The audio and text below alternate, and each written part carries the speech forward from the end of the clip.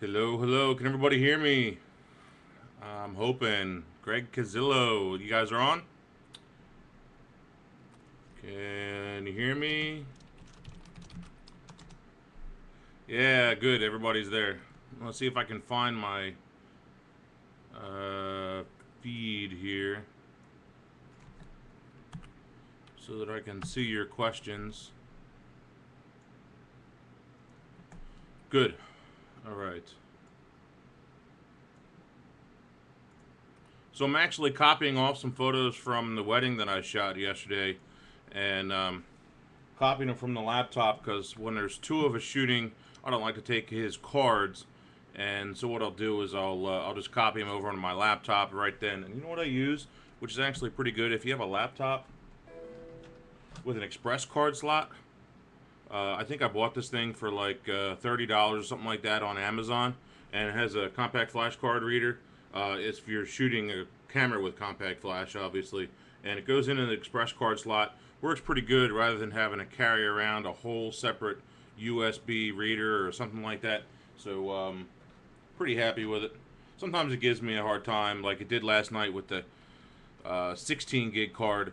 It didn't want to pick up right away, but eventually it did, so I was happy with that. I think we kind of overshot, but that's okay. Nothing we can do about it. I'm still copying over. That computer says it's still got like 10 minutes or something like that. Yeah, sorry about the ads, guys. So, somebody had a question about my server setup and my computer setup, all that stuff. So, why don't I start there? Um, I have a Windows Server. It's actually Windows Server 2003, and that runs my email as well as my actual archives and all that stuff. And so I have all that content there. All my photos are backed up onto three hard drives locally, and then a fourth one that I actually take off site. And so I'll take that over to my office and then swap them in and out so that I can actually copy them and all that stuff. So that's where I start with that. And on the server itself is actually the second and third copies of the current year. So in other words, the 2011 photos. I have the main hard drive, the number one drive, here on my workstation, and then over there in the corner on the server is where number two and three for 2011 live, and as well as one, two, and three of all of my older photos from 2010, and backwards all the way back to I think 2003. Hold on, I can tell you. I think it was 2003 that I started shooting digital. Sorry, I got to look it up. 2002. 2002, I started shooting digital. So that has all that stuff way back. Yes, I have a PC. I would love to use a Mac, but I would much rather invest the money in more lenses or the camera body or something like that. Macs are, just like everybody knows, they're 3 to 5 times more expensive than a PC. And I built my latest PC, this workstation, with 8 gigs of RAM, a quad core processor. Bought all the parts from Newegg.com, and it's super easy to put together. If you can put together a kid's toy, you can put together a computer. Installed Windows 7, and it cost me like 1,200 bucks. And this machine flies. The same machine in a tower with all the space that I have would have cost me over 5 grand on a Mac, and I just can't see spending that kind of money. It just doesn't make sense to me. Um, do I eat mangoes? Every once in a while, I would say not a whole lot. That's a kind of an odd question. So anyway, on my desktop computer, um, actually have a RAID for editing video, and so that 2 drive RAID will speed up some of my video editing and that kind of thing. I haven't been doing a lot of it actually. Only video I've been working on is once a week for you guys on the web. So yeah, that video is what's going up, and that's the only ones that have been edited and put up as of late. But that does speed things up a little bit. Then that number one drive is where my photos go. By the way, that RAID also holds my Lightroom catalog, and so that'll again help to speed up that Lightroom catalog. Splitting up the Lightroom from the OS drive, and then your photos, once again, from the Lightroom catalog and OS drive, will dramatically increase the speed of Lightroom. My Lightroom catalogs, even with 30, 40, 50,000 images, like last year's catalog, I think had 35 or 40,000 images in it, still flies, no problems, real fast. So, yeah, that's what I do. Why not use a company as a host slash server? In what way? I do use a company for my website hosting, but I do not host everything, host any of my websites or anything like that in-house. I never sent anything up to... I don't like the idea of uploading all of my photos onto a site, because say the crap hits the fan and I lose everything here, and for some reason I didn't have an off-site backup, and I guess this was kind of be a perfect storm. But then all of a sudden that company online goes away, and they're gonna give me like a week to download all of my pictures, or a day to download all of my pictures. There's no way I'm gonna have enough bandwidth to get all that stuff downloaded in such a short amount of time. So that's just impossible in order to make that work. Anyway, that's why I prefer to stay away from those. Maybe I'll change my mind in a couple years. Maybe I'll do it as like a fifth backup someday. But I know it's going to take forever to upload all the terabytes of data that I have. Can I add a form to my site? I've answered this before, and I'll gladly answer it again. Yes, I could add a forum to my site in 30 minutes. I could have a forum up and running. But I want to be dedicated to it. I want to be sure that I have enough time for you guys to make sure that I'm putting the proper amount of time and giving good feedback and all that stuff. And as of right now, I just don't have that time to be able to put towards it. Just like everyone, I'm self-employed. I work for myself. I have my own jobs, my own everything, and so I need to make sure that I'm on stable ground with that before I move into a forum. Yes, it's in my plan. I'd love to do it. I probably will someday, but as of right now, I haven't done it. But it's in the plans. It's definitely in the plans. Was there any more questions that I missed here about the server? Video cards, I like anything that's fast. I don't remember the brand that I've been getting as of late. I mainly use the NVIDIA video cards. I think that's how you say it, NVIDIA, something like that. Those are the ones that I mainly use. The brands, it's whatever I think is good at the time. So yeah, I'm actually backing up in my comments to see if I missed any questions about servers or anything like that. Yes, I did pick up an iPad. Here is my iPad. Yeah, there's my iPad.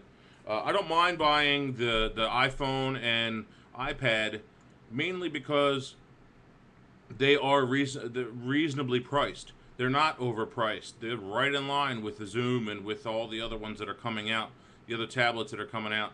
But I already had an iPhone, and so it just made sense to stick with it and use a lot of the same apps. Although a lot of apps now I see have a separate iPhone and iPad version, which you got to pay for twice. But a lot of them didn't. And I was used to the platform, and so far so good. I definitely do like it, and I think the 32 gig Wi-Fi is the way to go, since I have the tethering on my iPhone 3GS. And I'm able to easily tether the iPad through the Bluetooth connection to the iPhone, even if I don't have a network connection or a Wi-Fi wherever I'm at. So that's how I do that, and it's easy and free, and it just works. So it does me well. Somebody asked me about Capture NX. I haven't used that old program forever and ever. Probably 4 or 5 years is the last time I used it. I'm just not a fan of it. I don't like the way that it works. I don't like the way the things that, at least back in the day, I haven't used it as of late. So maybe it changed. But anyway, I don't use it. I haven't tried it lately. So Lightroom does well for me, and I think I'm probably going to end up sticking with it forever. I mean, $99 upgrade, that's pretty cheap. Let's see. Sorry, guys. I'm trying to catch up on some of your questions here. What about crayons? What's this crayons thing? What about my hallway? uh,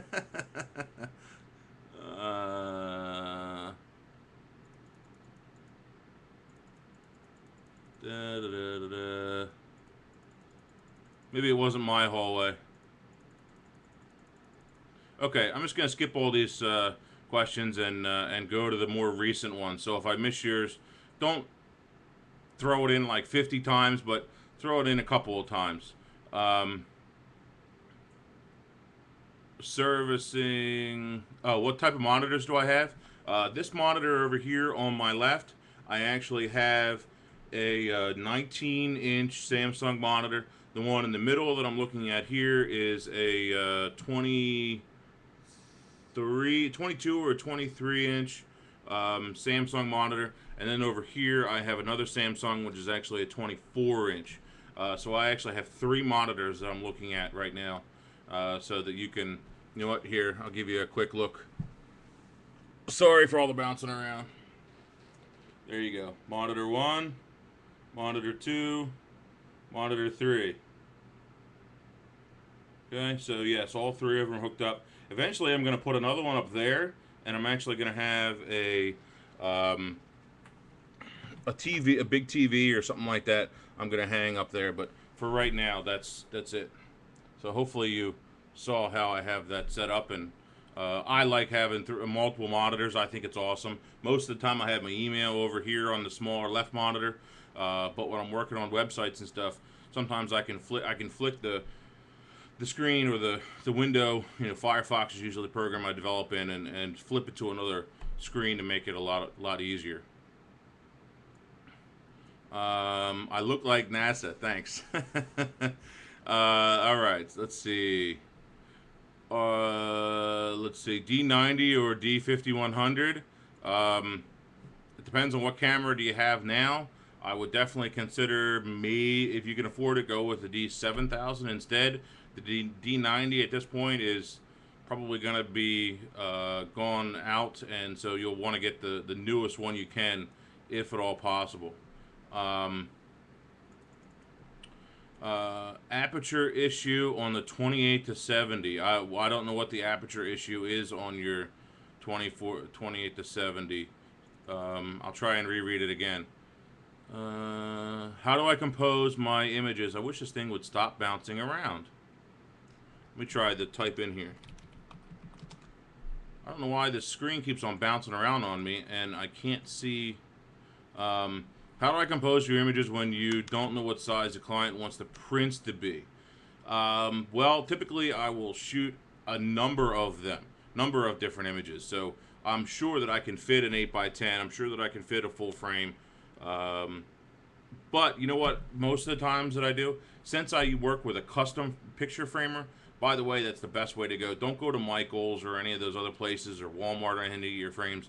Go to a custom picture framer, find a good one that you like, and work with them all the time, because they don't care what size or shape your frame is or your picture is.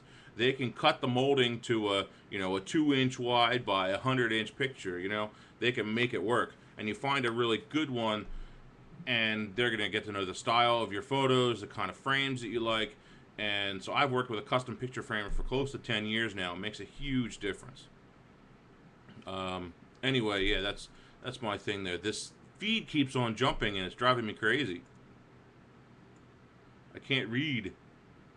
Let's see. I just bought the 3518. I'm not much of a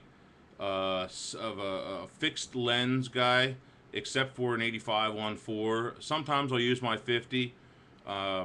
Take it so that you have it. If you want to take it out as a lighter lens for that day, it's probably a good idea. But yeah, that's probably the best way to go. Let's see. I'm gonna jump off. I'm gonna try and refresh this page here, guys. So if I lose you, hold on a second, okay? Sorry, I don't know what's going on here. My chat screen keeps on jumping back and forth and back and forth,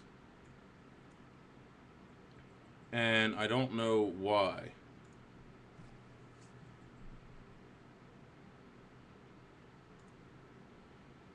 Okay, somebody type something, please.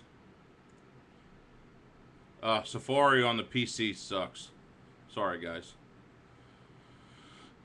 Okay, underexposing photos using ND8 and went to slow shutter until I got high on the LCD. Well, don't rely on the little blinking things on the LCD, number one.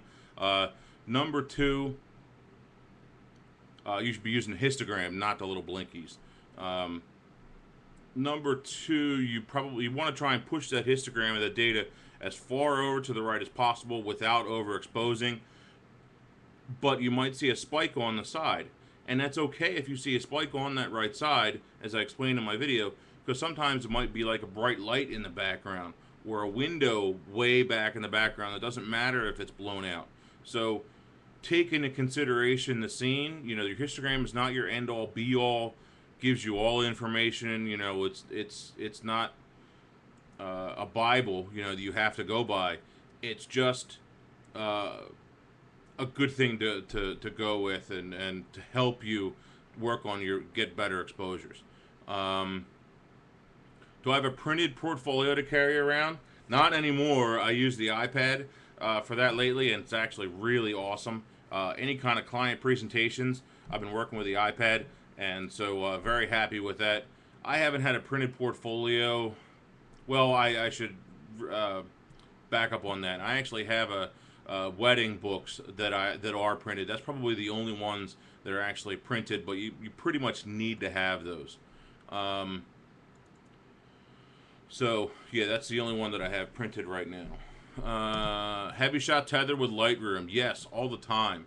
I actually used to shoot tethered with Lightroom in version 1.0 way back in the day when it first came out.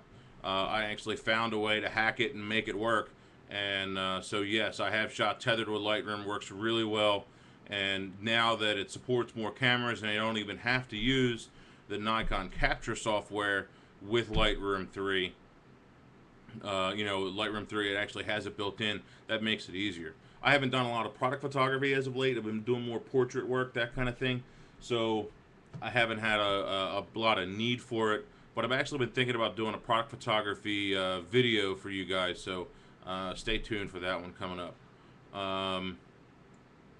Let's see. Do I shoot any macro? Yeah, that's another video I've been thinking about doing. So working on that one too. How does the SU4 on SB700 mode and D5100 work? Well, the first thing I'm going to say to everybody is RTFM. Read the freaking manual. I know you don't like to hear that, but that's the easiest way. So start out there, you get some of the nuances, you get the buttons down, you understand how that stuff works. SU4 mode is just the commander, basically. Okay, it's disabling the actual flash on there. I don't like using the SU4 mode, and because sometimes I want to add that flash in quickly, and so I don't have to go back in the menu, turn off SU4, and go back in. So I would much rather just leave it on the regular mode, which allows me to add that SB700 in. By the way, the D5100, as far as I know, does not have a commander mode. So you would actually have to have two strobes, two 700s, a 700 and a 900, in order to even an 800 to be able to command a remote flash. Someone please correct me if I'm wrong on that, but I'm pretty sure that I know the 5000 didn't. And I don't think the 5100 does either. Hyperfocal distance? No, I'm not going to get into that. Sorry, I don't care about hyperfocal distance. It's not really a big deal. I just shoot with my lenses. I just get a feel of my lenses and the way they work. So it's not something that I think I really need to go through. How do I adjust white balance? I go through and actually set everything, even the wedding that I shot. I was on auto white balance on both my cameras all day long. No need to switch to anything else. Then when I'm in Lightroom, I'll go back and I'll adjust them. I like my photos a little bit on the warm side, so I'll typically will warm them up a little bit. If I did have an image where I can't tweak it and get the sliders exactly where I want in Lightroom, then I'll look for a neutral color, a black, a gray, or a white. Obviously, you want to try and find a white. That's the best one to use. But a black or a gray color, something mid-tone, will work, and it'll get you close. Then you can tweak from there. but 99% of the time I'm on auto white balance, with the exception of when I'm shooting flash. Sometimes what I'll actually do when I'm shooting flash with a client, especially in a portrait setting outside, I'll put it on flash mode so that it gives me a more consistent color to be able to show the client on the back of the camera. Sometimes they're going to say, oh, why is that so blue, or why is that so something, since I'm on auto. But I know in the back of my head that it's still going to be normal later, but they won't quite understand. So that's probably the normal time where I'll actually change it, or if I needed a really good preview to show a client. But in my mind, I can easily switch that. Let's see. Ever experienced an aperture issue with my 20? No. I have a 24 to 70. I never had a 28 to 70. So, no, I've not had any problems. Let's see. White balance. Any hints on how to get tethered? All you need is a USB cable and either Lightroom 3 or Nikon Capture. Just make sure you buy the right version of Nikon Capture so that it supports your camera. I don't have a D7000 to be able to work with, so it'll be difficult, or even a 700 as of yet, to be able to work with it. But the modes and all that stuff are going to be the same. And yes, I'm going to be doing a lot more flash videos in the future. So yeah, you'll want to put those. I'll definitely be working with that stuff. It's not going to be exact, because I'm going to have a 900 and an 800 or a couple 900s that I'm working with as far as the buttons that you're hitting, but it's going to be pretty close, and so you'll get the idea. The big thing that I think with flash is knowing how things are working in your head. Okay, understanding that idea, like I said in my video, that the ambient light is only controlled by the shutter speed, and then the ISO and the shutter speed affects the flash in addition to the ambient. So just keep that in mind. If you can really understand that and grasp that really well, it'll make a big difference in your flash photos. 700 or 900. 900 has more power, but they're both a lot easier to use than the 600 and 800 were. So I definitely recommend the 700 and 900. And as far as I know, both of them have commander modes built in, so you can control other strobes. So if you still had a 600, you can control the 600 remotely with a 700 or 900. So they're both good strobes. It's mainly just power. Let's see. Training on the fire school is going really well. There's 4 sections in Montgomery County Fire School that where I'm taking it here in Pennsylvania, southeastern Pennsylvania. And so I've got section 1 done. I'm in section 2 right now. 3 is going to be in October, and then 4 won't be until April, because they don't do any live burns during the winter because water freezes, obviously, and so it creates a hazard. So they don't do it over the winter. So that's where I'll be taking that, which is awesome.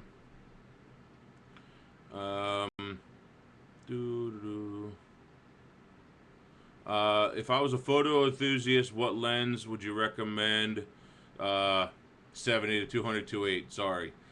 In my mind, I think everyone needs a 70 to 200 2.8.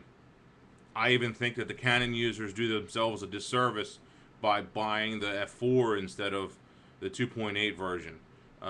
Even if it's a model or two old, I don't have the latest 70 to 200 2.8 from Nikon. I have the AFS1, not the AFS2. It's still a great lens. I don't mind a little bit of vignetting that it has sometimes at 2.8. So what? It's not really a big deal. It's still a great lens. It's still really sharp, still really fast focus, all that stuff. That's what you want. And also to be able to control your backgrounds. When you're zoomed all the way out at 70 and shooting at f4, 5, 6, you're going to have a very mildly blurred background. But then if you go to zoom in all the way in, you can get it completely blown out. So to be able to control that bokeh and control the images that you create is why the 70 to 200 2.8 is such a great lens, and why I recommend it to everybody. More questions. A short answer, my Nikon. Joe Holland, repeat that. I don't understand your question there. You're switching from Canon to Nikon? Who is? Switching from Canon to Nikon, what's to expect about noise in crop sensors? As far as well, let me back up. Number one, noise isn't really something you need to super worry about. All right. Do yourself a favor. Stop pixel peeping. I think everybody should do this. Stop pixel peeping. Stop worrying about noise and all these little problems and things that are going on with your images. Don't worry about it. Okay? Just shoot. If you have to shoot high ISO, shoot high ISO. Okay? Just do it. All right? Shoot wide open if you have to. Keep your shutter speed high enough so that you don't have any problems with camera shake. Okay? Make sure that your images are sharp. It's more important to me that my images are sharp, that there's no camera shake, that the people are the focus is in the right point, and I have a good exposure, than if I have a little bit of noise. So what? All right, just my opinion on noise in general. The cameras we have now are so good. We're so spoiled right now with the quality of these sensors that are getting only better and better and better. So don't worry about the noise too much. Switching from Canon to Nikon. Well, number one, I think the Nikon lenses are superior to Canons. Yes, they have a great selection, but I think that the Nikons are superior. What is to expect from one to the other? Well, there's only two sensors. Number one, you have the full frame sensor and you have the 1.5 crop factor, and that's it. So you have FX full frame, DEX is the smaller one. And so depending upon what you're going to buy, what your budget is, all those types of things, that's going to be where you're at. Obviously, if you're going to get into FX, then you need to have as much money invested in glass as possible. That's the best way to go. So yeah, that's it. Just I'm sure you'll like it. They fit my big paws really well. My D3S really fits my hands well, and so I like it. Let's see. Question. High five for last sentences. Yes. Thanks for the compliment on my hair. The funny thing is I just roll out of the shower and run a comb through it, and that's it. I don't do anything to it. Do I like or use the iFi? I think it's interesting. I think one of these days the technology will get a lot better, and plus the wireless transfer will be a lot faster. I'm shooting a RAW file that's hold on, I'll tell you. This one I randomly picked was 24 megabytes even. That's a huge file to transfer over, and my laptop has finally finished transferring 11 gigs of files through a gigabit cable. It took, I think, 10 minutes or something like that to transfer all those files. And so over wireless, it just takes time. And so typically I need that cable to not have to worry about that transfer time or a buffer filling up. So eventually, yeah, I think it'll be working out, but I'm not big on jumping into that right away. Actually, my chat is working better. What I did is I popped it out into the smaller window, and I'm actually seeing myself over here. And so I popped it out into a smaller window and refreshed it, and it's actually fine now. Lightroom tricks to soften freckles and blemishes. Well, let me open Lightroom and I'll tell you what I'm doing, because I don't think I can show you my screen with this program.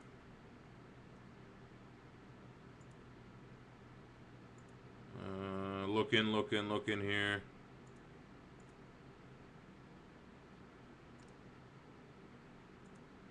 No, I don't think I can.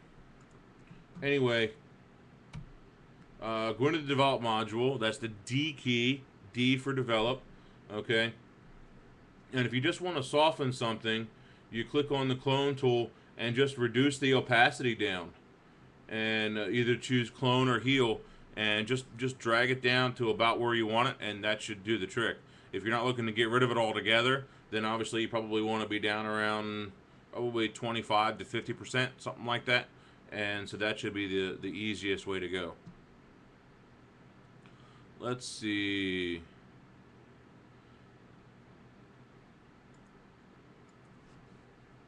Differences between FX and DX. Yes, there is a big difference in between the color. At least I think there is. Another big thing is when you get into the higher end cameras, and I know everybody forgets about this, but focus to me is huge. If I have an out of focus picture, like I shot, I don't know how many pictures yesterday, probably around 1,000 pictures. Sorry, Saturday at the wedding. If I have an out of focus picture, it's trash. Okay, focus is really important. So having a little bit better focus because you have a bigger sensor, and also having a bigger viewfinder is really great. If you have problems with your eyes, having that bigger viewfinder is awesome. I hate going back to a smaller camera or looking through a small viewfinder of somebody else's camera with like a D7000 or a D90 as compared to my D3. So makes a huge difference, I think. Let's see. Switching up. Sorry guys, avoiding the Jared questions. No, I'm not in touch with Jared. Have not talked to him since the shit hit the fan. Yeah, sorry, you're gonna get ads. Just hold on, and it'll come up in a minute.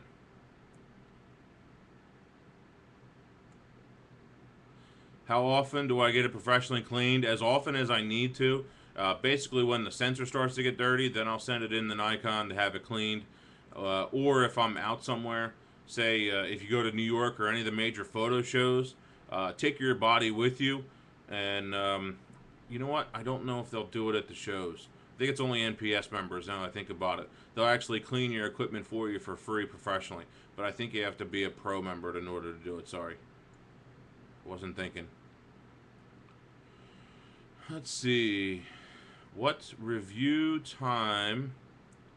Where did that go?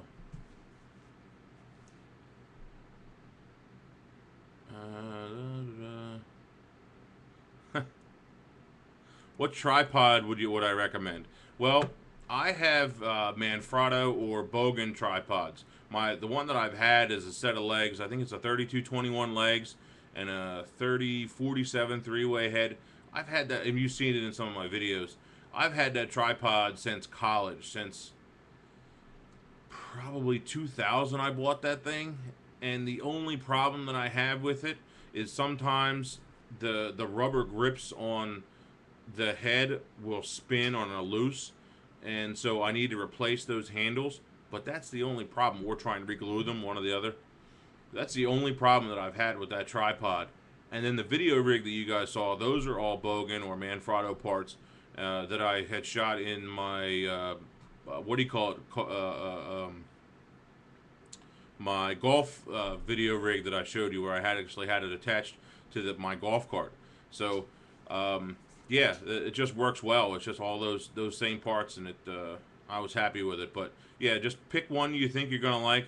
I would suggest a three-way head over a ball head. I think you should have a three-way head first, and then go into a ball head. Unless you really have a specific need for a ball head, go with a three-way first, and kind of the other one separate. Let's see. Do I get Mac or aftermarket insurance? No, because I typically replace most of my stuff pretty quickly. If I have a problem, I'm pretty careful with my equipment. If I have a problem, I'd rather, it's not really a big deal. If it gets lost or stolen, obviously there's other insurance for that. But yeah, I don't worry about that other stuff on there. I know people that do. Some people, you think it's good. Some people don't worry about it, but I don't worry about it. Especially on my bodies, because I'm gonna be replacing them every 2 years anyway. Three-way head. One allows you to spin it, okay, and then so it just goes around and around. The next one allows you to tilt it, all right, left and right, and the third way is forward and back. Yeah, that's right. I had to think about that for a second. So yeah, that's it. D700 is an awesome body. One of the guy that I was shooting a wedding with. By the way, if you want to follow another great photographer, at Michael Leslie 1 on Twitter. Sorry, typing that up. Follow him on Twitter. Another great photographer. He's been around for a long time. Really good. But he was shooting a D700. It's a great body. It's the same sensor as the D3. I personally don't use the D700 because I have big paws. And so since I have big paws, I prefer to have a full-size body. It does have a little bit better autofocus and a few other things that are built in there. You get a better battery, you get all that stuff. So I prefer having the D3 series bodies rather than the D700. But it's still a great body, and whatever it's replaced by, the DD800 or whatever it is that comes out to replace it, is going to be another really great body. And I also guarantee that if it has video, there's going to be a lot of people using it for video instead of going to the full pro body. There's going to be a lot of people just grabbing that D700, 800, whatever it is, replacement for video because it's going to be awesome. I can feel it. I can just feel it. Let's see. Tips for shooting indoor with a flash on a wedding party with a first dance. Well, yeah, if you can, try and get the flash off camera. If you have, anytime you try and get the flash off camera.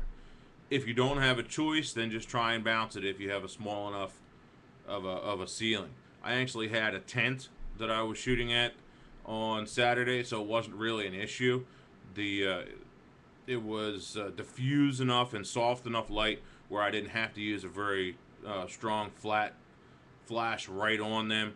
And so you always try and bounce it off of something or get it in from another angle. That's always the better option as long as you can do it.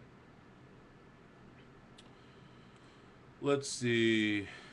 5100 can be an SU4. Okay, good. I didn't know that. I did not know that.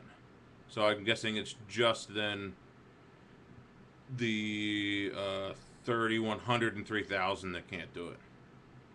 What review time do you have your camera set to, or do you turn it off? You mean the automatic review? The image preview, I think they call it, or auto preview, or something like that. No, I turn it off. I'm just not a fan of it.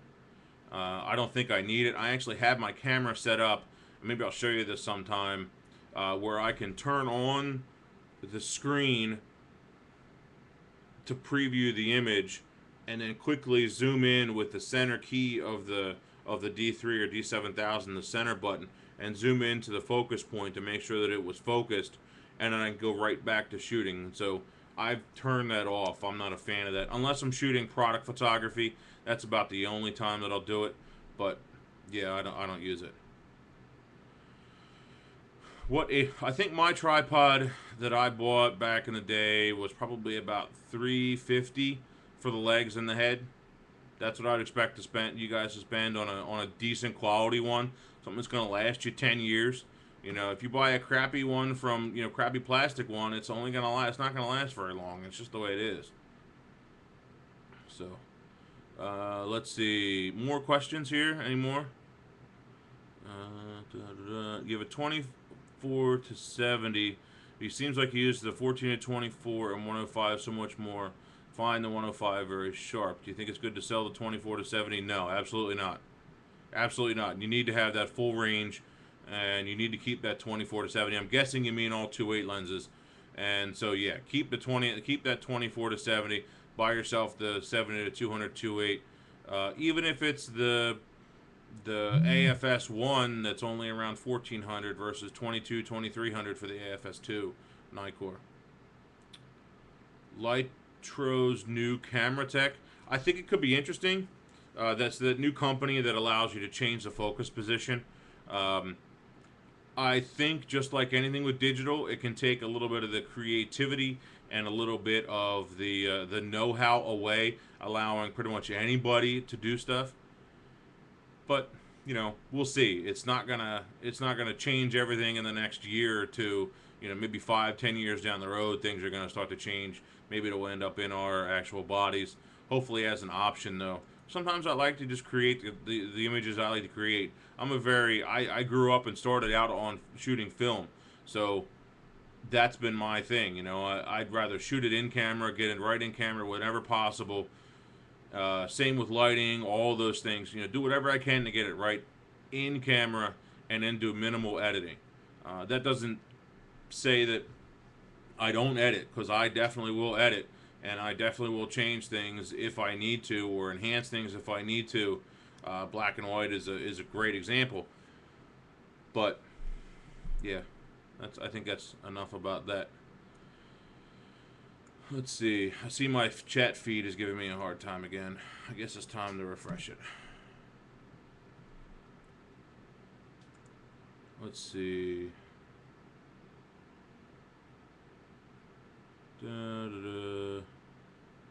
D3S now or wait for the D4? Well, just like any other, but we answer these questions all the time. Do you need it right now? If so, buy it right now. What do you have right now? Do you need a little bit more time to save up for that D4? You know, it's probably going to be $5,000 when it comes out. Do you have that cash to be able to lay down? Other question is do you have enough cash, or enough money, or enough good glass right now to go with that D3S or D4? You know, you really need to have good glass. You need to have almost all 2.8 glass to go with those bodies. Otherwise, you're gonna just, you know, just almost castrate them. You know, you're not gonna be able to use them to their full potential. So you're much better off getting that good glass and then going with that new body, rather than vice versa. Hopefully, somebody tell me if these links are spam. Would you please? Last time I changed a focusing screen was actually back in the day when I used to work with a photographer, and he would change the screens in his Hasselblads. That's the last time that I did it. I think the Nikon ones are just fine. I don't really have a need for any of the other ones. Oh, this thing's doing it again.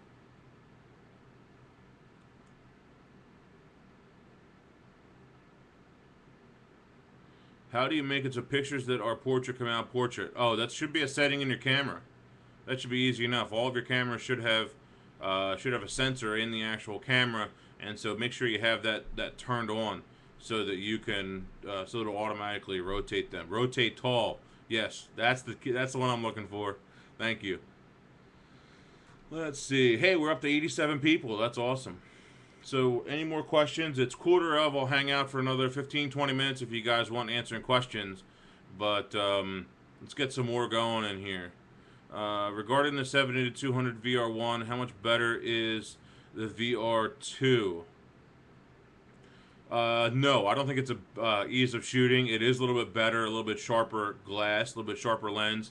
The VR is better on it and allows you to shoot at a lower shutter speed. But just like I said before, you know, the VR is only going to correct for your camera shake. If you're still shooting someone at a 30th or 15th of a second, they are still moving. So no matter what, you still need to have your shutter speed high enough to stop them from moving in the frame, not just you. So that's why I still keep my shutter speed above 100th, 125th, 200th of a second, just to make sure that there's no issues. Going to be shooting fireworks tonight? I'm hoping to, yeah. I'm trying to find a good spot. I was actually thinking about going down to the city and finding some. I'm going to ask a friend if I can find a really good spot where I can get a cityscape and that kind of thing. So that's what I'm going to work on. Let's see. Focusing on in a dimly lit room. I guess the best one would be look for contrast. Look for points of contrast. I'm guessing you mean autofocus. Look for points of contrast. So, for example, what's going to contrast for me right here is my hair to a dark to light. So this line right here, if you put your focus point right on here in my forehead, it's gonna catch on that. You're probably gonna need to set your shutter or your aperture a little, give you a little more depth of field around f4 to make sure that everything's in focus. Your eyes and everything are in focus.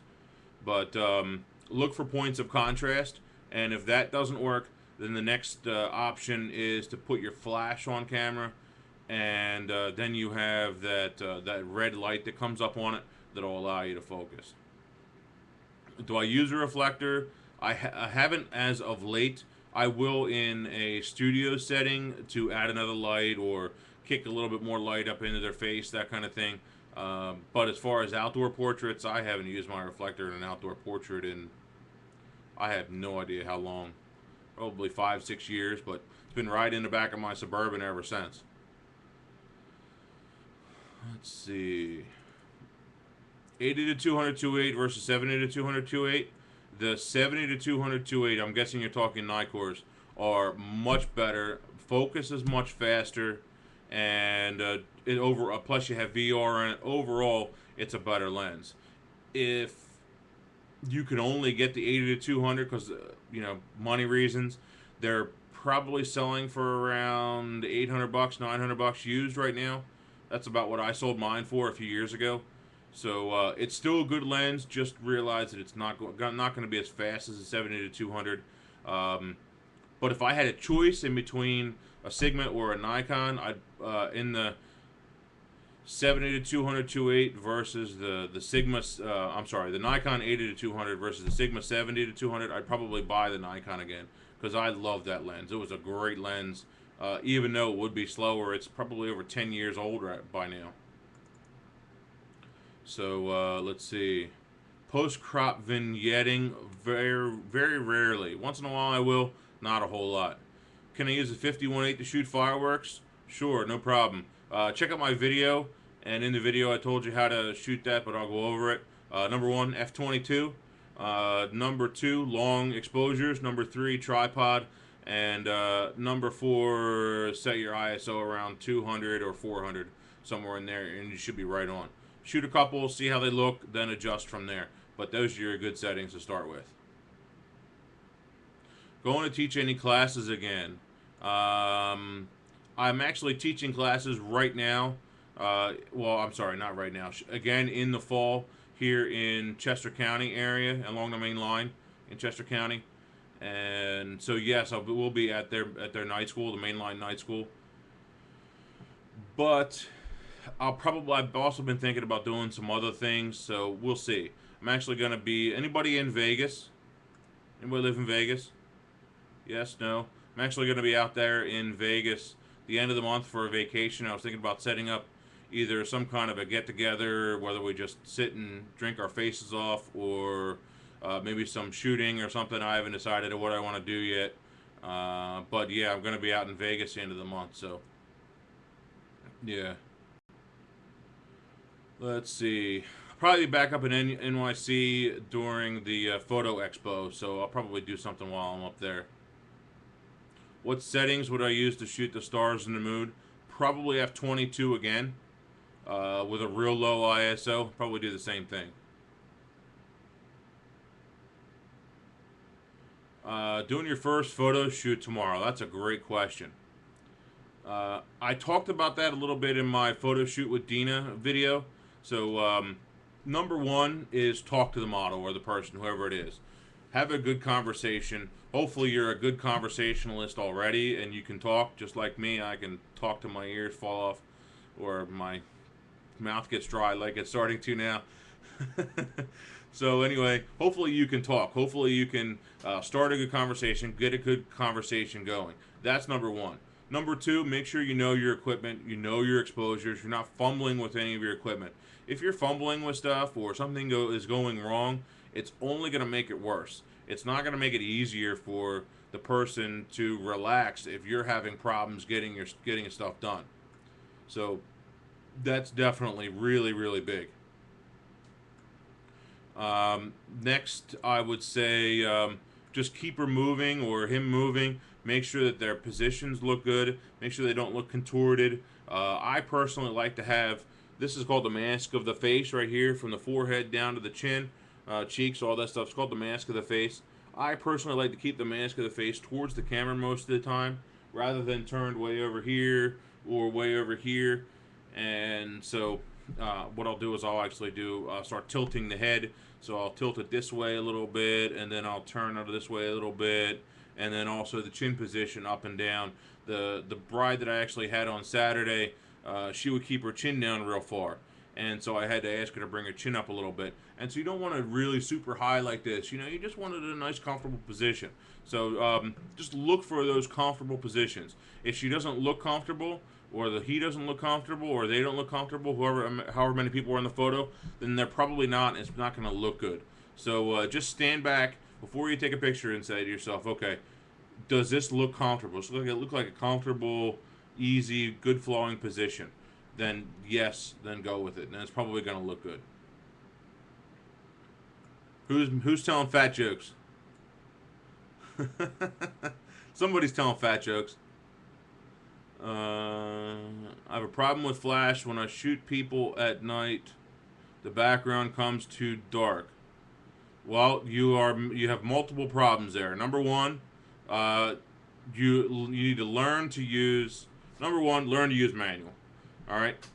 If you know how to set your camera in manual mode, that means you're going to be doing a better job. All right, you're going to be controlling all the exposure.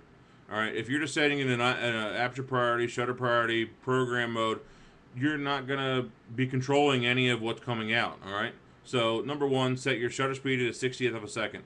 Number two, set your aperture wide open, whatever it is, 2.8, f4, whatever, wide open. Number three, bring your ISO up to 3200, 6400, whatever you can do to start to bring in a lot of that background. Then add in your flash. Set your ambient exposure first. Then add in your flash as your fill and get the right balance with it, because you already know that the background is exposed properly. So that's the right way to do it. Let's see. Greg is a cuddly big bear. Thanks, Robert.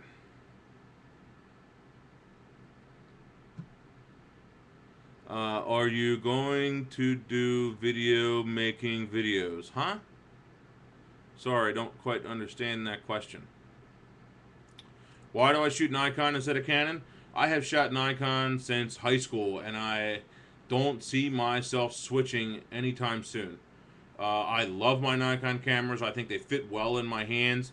The last time I actually shot a Canon camera all day long, it actually made my hands hurt, because to me it's not ergonomic. I've got really big paws, and I can really grip a D3 body without a problem. It fits in my hands so well, and I think the buttons are very ergonomic. They make sense to me. The way the focus points work are awesome. I don't know how you Canon people put up with having a dial on the back to move your focus points instead of a joystick to go up and down in some of the older bodies, like the 40D, 50D, 5D. You have that dial back there to move the focus points, where it just, I guess it goes in line or something. I don't know. But if I want to move a focus point, up or down, I want to move it up or down. I don't want to have to scroll through a bunch of them to find them. So it's just the way I'd rather go. I prefer to shoot a Nikon. I also like the skin tones better of a Nikon camera versus a Canon. So it's just my preference. He meant tutorials how to make video with HD DSLRs. Well, I kind of did that. At least I showed you my equipment that I did. I think the main key with video is good audio. You guys said you heard me loud and clear, and actually, because I'm using, I'll show you my microphone. Ooh, if I don't disconnect it, ooh, that would have been bad. There is my trying. Hope I don't disconnect it. There is my microphone, my Blue Yeti microphone. Okay, good audio is huge. You need to have good audio to make video work. All right, so that's number one. And I've also shared a link on that golf video rig, one that showed you the Sony lapel mic that I use, and so that's definitely a big part of it. Number two is just set it up on a tripod and shoot. That's really it. But I think the key is the audio. Let's see.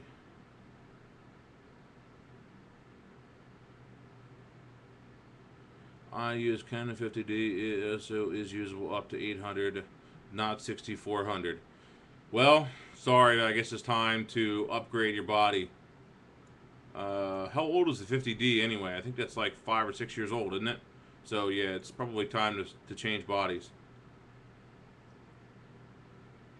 Any advice on a magician and wants... Sorry, my feed is jumping again.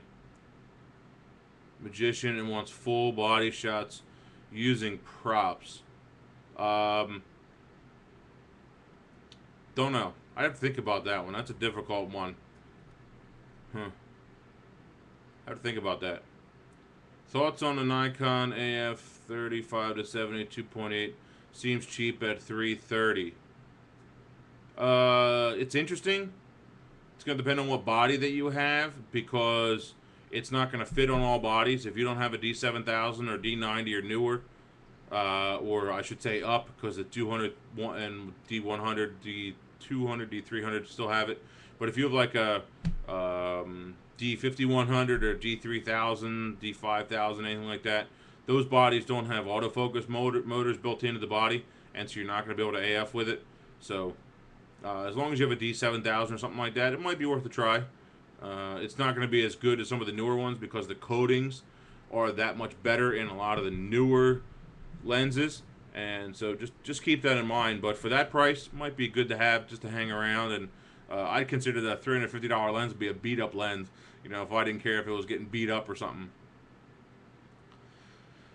Let's see. Do you talk about copyright and releases to your clients? My wedding clients, it's actually in the contract. Same with the portraits. But if I'm out on the street doing something, so are they. They're out on a public street in a public place, so I really don't have to worry about it. It's not really a big deal. Well, let's see, 11:58. So let's get one more really good question for the day. Before I say that, no. Stabilization shooting fireworks? No. Turn it off. You got to remember, guys, IS or VR is about stabilizing the camera itself from shake. Okay? It's not going to fix or get rid of any people shake, or the people or the subject that is moving. So it's only about the camera itself shaking. That's all it's gonna get rid of. So no, and when you're on a tripod, you want to turn it off. Why am I the best? I don't think I'm the best. I think that I'm a good photographer. I think I'm a very technical photographer. I enjoy what I do, and maybe in 20, 30 years, I'll be considered one of the best photographers. I don't know, but I'd have to say that I'm always striving for something better, something new, something different. You know, I look at my pictures from 10 years ago and I think how horrible they are. But then again, I look at my pictures from a year ago and I say, yeah, I'm getting better. They're better than they were 10 years ago. But you know what? I'm not quite there yet. I want to keep on going.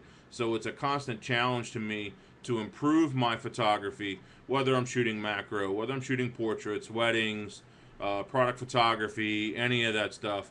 And I enjoy shooting all that stuff. I'm even thinking about doing a trip up to New York this year to go and shoot the leaves when they change in the fall. So I love getting out and doing all kinds of photography, but I'm constantly striving to improve whatever I'm doing. And so I think that's what separates me from a lot of other people.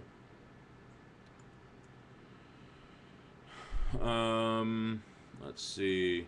One more really good one. Composition is always a big part of your work. You always need to know composition, and I will be doing more of them. Nikkor 10.5mm lens, it's a really good lens. Really like it, especially if you have a crop sensor. Yeah, it's really good. So what'd you guys think? Did I answer all of your questions? Any comments? Anything? There's 80 of you guys today. I didn't expect there to be that many. I think they were good. 80 to 200, I already went over my comments on the 80 to 200. Last question. What do you guys want to see the most of in future videos? I'd really like to see that. I think that's going to be big. Let's see. Ever had any run-ins with the police while photographing? No, but actually the local police department wants me to photograph all of their uh, police force and that kind of thing. And actually that came through a lead from the fire company, so that should actually get me out of a few tickets when I'm going to calls down the hill doing like 70 miles an hour into the firehouse. More about Flash. Okay, no problem. Portraits, Flash. No, luckily I've never been hit by a golf ball, but I swear that was totally not set up. I'm glad nobody accused me of that, and I'm glad I put that little annotation on the bottom of it. I swear that was not set up. It just happened in that golf video. Behind the scenes, Fireground, and possibly. I'm more worried about shooting the photos, and actually, it's going to be really difficult. You know, I think what's going to end up happening in the future is that, and obviously, I need to get clearance from my chief. But if I miss the truck, you know, going to a fire, going to a call, get clearance from him to go and photograph it afterwards.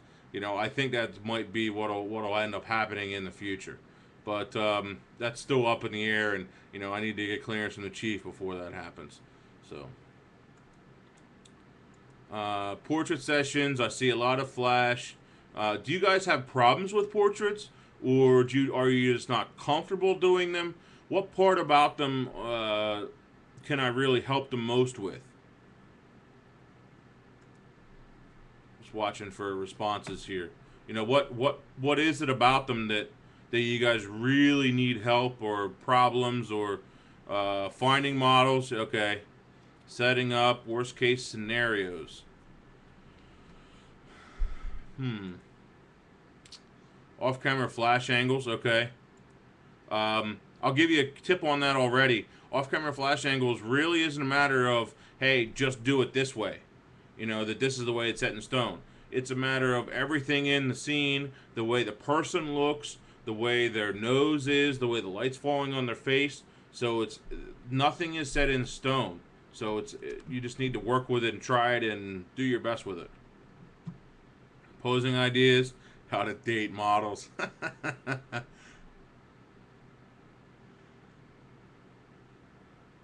What are the latest new technologies has me most interested? I would say the addition of video. I think video is going to be a lot of fun. I think video is going to be how it's going to allow me to separate myself from a lot of the other photographers out there, the newer photographers out there. You know, I've been doing this for almost 15 years, shooting professionally. Started out right out of high school, and yes, I'm gonna be 33 years old. So then going to college and all that stuff. So it was big for me, but I think video is going to be one of the cool things. I don't think nude portraits are coming anytime soon. Sorry. Are you going to upgrade my webcam? Is there a problem with the webcam? Because that's actually brand new. It's a brand new Logitech something or other that I just bought. 16:9, okay, but you know what? I have a feeling Ustream doesn't allow me to do HD or 16:9.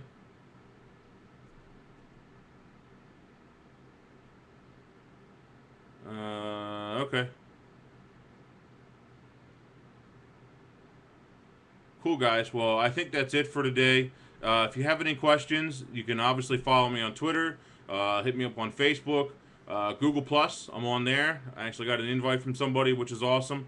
So, any questions, comments, anything like that, I'd love to hear them. Wherever it is, I'd love to hear from you guys. So, thank you very much, and I will be talking to you. Greg Cazillo, Cazillo.com. Thanks, guys. See ya.